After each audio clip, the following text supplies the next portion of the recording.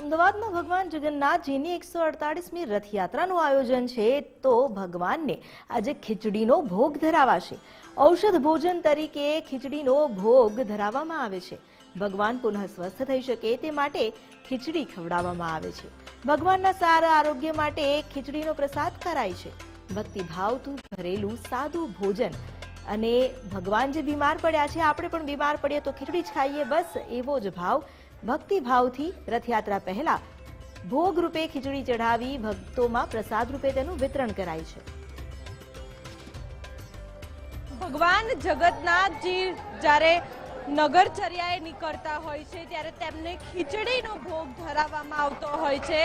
વર્ષોથી આ પરંપરા રહી છે અને તે પરંપરાનું અમદાવાદના જગન્નાથજી મંદિરમાં પાલન કરવામાં આવી રહ્યું છે। 148મી રથયાત્રા છે ત્યારે 148 વર્ષથી જે ભોગ છે ખીચડીનો તે બનાવવામાં આવી રહ્યો છે। ભગવાનનો જે ભોગ છે તે હાલ બની રહ્યો છે અને થોડીક જ ક્ષણમાં આ જે ભોગ છે તે ભગવાનને ધરાવવામાં આવશે। જગન્નાથજી મંદિરને રથયાત્રા પહેલા ખીચડીનો ભોગ ધરાવવાનું જે પરંપરાગત મહત્વ અને વારસો ધાર્મિક અને સાંસ્કૃતિક રહેલો છે।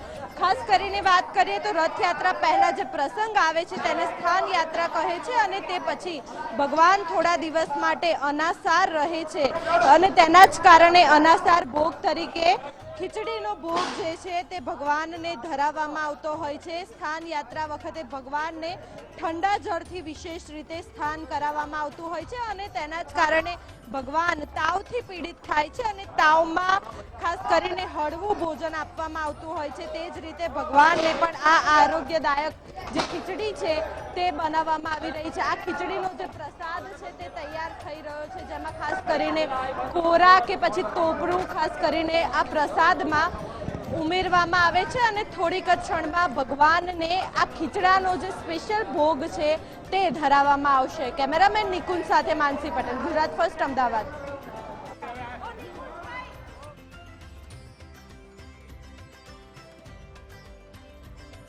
ભગવાન આજે નગરચર્યાએ નીકળશે ત્યારે ચારેકોર જય રણછોડ માખણચોરના નાદ ગૂંજતા જોવા મળશે। ત્યારે સૌથી પહેલા તો જગન્નાથ મંદિરના રસોડાના આ દ્રશ્યો છે કે જય રણછોડ માખણચોરના નાદ સાથે ભગવાનનો જે ભોગ છે તે તૈયાર થઈ રહ્યો છે। આપણી સાથે જે મહારાજ છે મંદિરના તે જોડાયા છે।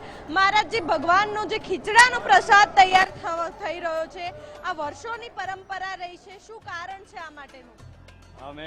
મેં સાંભળવામાં આવ્યો છે કે જગન્નાથ ભગવાનને આંખો આવી ગઈ હતી, તો આંખો માટે ગવાર કોળાની સબ્જી ને આ ખીચડો જીમી ને એ અમને મામાને ત્યાં જાય, એમની આંખો સારી થઈ જાય ને લગભગ મને આ કામ કરતો ને 20 વર્ષ થઈ ગયા। મારા કંપનીનું નામ શ્રી ગુરુકૃપા કેટરર્સ, અમદોલનો ભાઈ છે બહાદુરભાઈ, અશોકભાઈ ને કરીબન આ માનો કે 70 ડબ્બા જેટલો ઘી ગયો છે ને 60 કટ્ટા ચોખા છે, 20 કટ્ટા તુવેરની દાળ છે ને લગભગ 5 થી 7,000 કિલો ડ્રાય ફ્રૂટ છે ને અને ભગવાનની મહેરબાની અમને લોકોને બહુ આનંદ મળે છે આ ભગવાનની પ્રસાદી બનાવવાને ને કમ મારો અહીંયા 40 થી 50 માણસનો અત્યારે સ્ટાફ છે।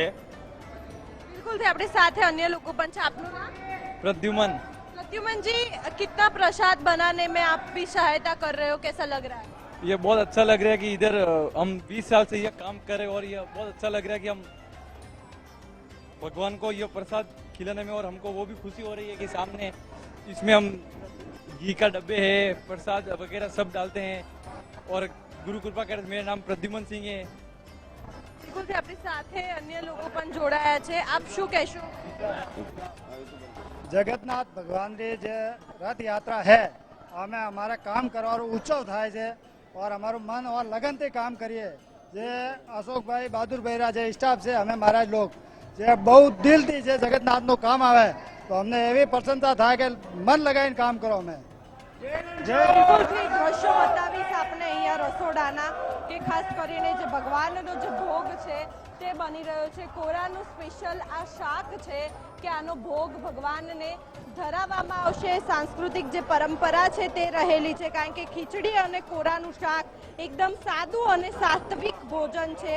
તે ઉપવાસ કે વિશેષ ધાર્મિક અવસરોમાં પણ યોગ્ય માનવામાં આવે છે જ્યારે ભગવાન બીમાર પડે છે અને નેત્રોત્સવની પણ તેમની જે વિધિ છે તે યોજવામાં આવતી હોય છે. આજે ભગવાનના જ્યારે પાટા ખુલશે તે પહેલા તેમને આ ખીચડીનો જે ભોગ છે તે ધરાવવામાં આવશે. ભગવાનને તેમના આરોગ્ય માટે હળવું ભોજન અપાવવું એ ભક્તોનો પ્રેમ અને સંવેદનાનું દર્શન છે. તે માત્ર ધાર્મિક રીતિ નથી પરંતુ એક લાગણીઓથી ભરેલી પરંપરા છે. ત્યારે રથયાત્રા પહેલા આ ખીચડાનો જે ભોગ છે તે ભગવાનને ધરાવવામાં આવશે અને ભગવાનને ધરાવ્યા બાદ પ્રસાદ રૂપે તમામ જે ભક્તો છે તે ભક્તોને આ ખીચડાનો પ્રસાદ આજે વેચવામાં આવશે.